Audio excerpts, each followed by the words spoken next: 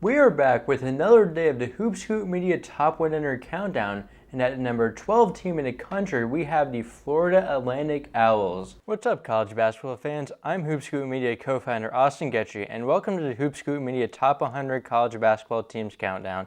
In this series, we'll be counting down our top 100 teams for next season and releasing a video every day until the college basketball season begins. If you enjoy this content, please subscribe to our YouTube channel and give our social medias a follow. Simple things like that help more college basketball fans like you enjoy our content. With that being said, enjoy the rest of the video and 99 other videos in this series. Led by head coach Dusty May, Florida Atlantic caught the college basketball award by storm last season. They were a team that had some hype coming this season after returning solid pieces from the year before, but nobody thought they were as good as it ended up being.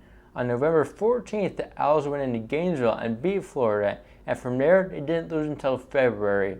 They finished the regular season 28-3 and rolled through the Conference USA tournament to go into March Madness 31-3. They then went on a tournament run, making all the way to the Final Four, where they were just a buzzer beater away from a national championship game. In his 5 years at FAU, Dusty May has had a winning record every year, and before him, they only had 4 winning records in the KenPom era. Even though they had the impressive March Madness run as a lower seed, they were not a fluke. One reason the Owls are in a good position to win again is because of the pieces they bring back. The only notable loss from last year was Michael Forrest, a solid 5-year contributor for the team.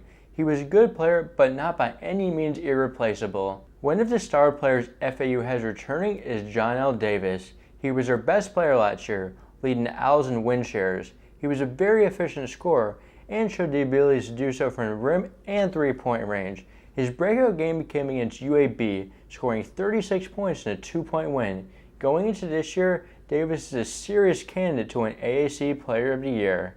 Another strong option for AAC Player of the Year is Elijah Martin, who's overall a similar player to Davis. He's a good athlete and also an efficient scorer with an ability to score from inside or outside. He's been an all-conference member the past 2 years and is looking to make that 3. The Owls also bring back big man Vlad Golden.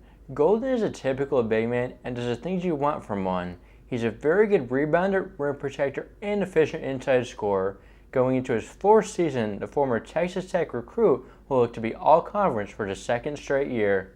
One guard that could see a jump is Nick Boyd. He's a solid shooter, connecting at over 38% of his three-pointers throughout the season and over 40% in conference play. Boyd is also a capable playmaker, having an assist rate of over 19% in conference play. Another returning guard is Brian Greenlee. He's another solid shooter, connecting in over 41% of his three-pointers and making at least 1 3 in 32 games. Going into year 5 of his college career, he should be a solid option at the guard position. When Golden isn't in the game, Owls will likely have big man Giancarlo Rosado in. He's not the same rim protector and rebounder Golden is, but he's much more skilled offensively and showed his ability, scoring 15 points against Memphis in the first round of the tournament. A bench point guard option FAU has is Jalen Gaffney. He was a solid passer last year, but overall inefficient offensively. However, entering his 2nd year after transferring from UConn, he could see a better season with efficiency numbers going up. The last player for FAU returning who was solidly in the rotation is Brandon Weatherspoon. He's a solid bench shooter, and the team overall played better offensively with him in the game. FAU also brings back some deep bench players. Isaiah Gaines is a big man that saw some minutes early on, but his role decreased over the season. When he played, he was a good rebounder. Trey Carroll is a rising sophomore who was efficient when he played and could be in contention to crack the rotation. Brennan Lorien is another player, a forward who was a good defensive player when in the game.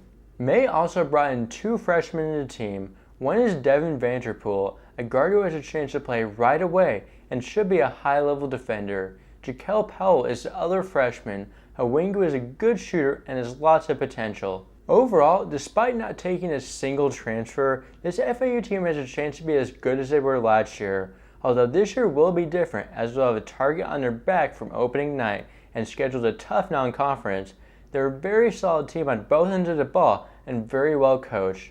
I currently have the Owls sitting at 1st in AAC and will look to win their conference in the 1st year in it. Florida Atlantic fans, comment below your thoughts on Owls and where you'd personally have them ranked this upcoming season. We will be back tomorrow for number 11 team in the country. Subscribe and turn on post notifications so you don't miss it.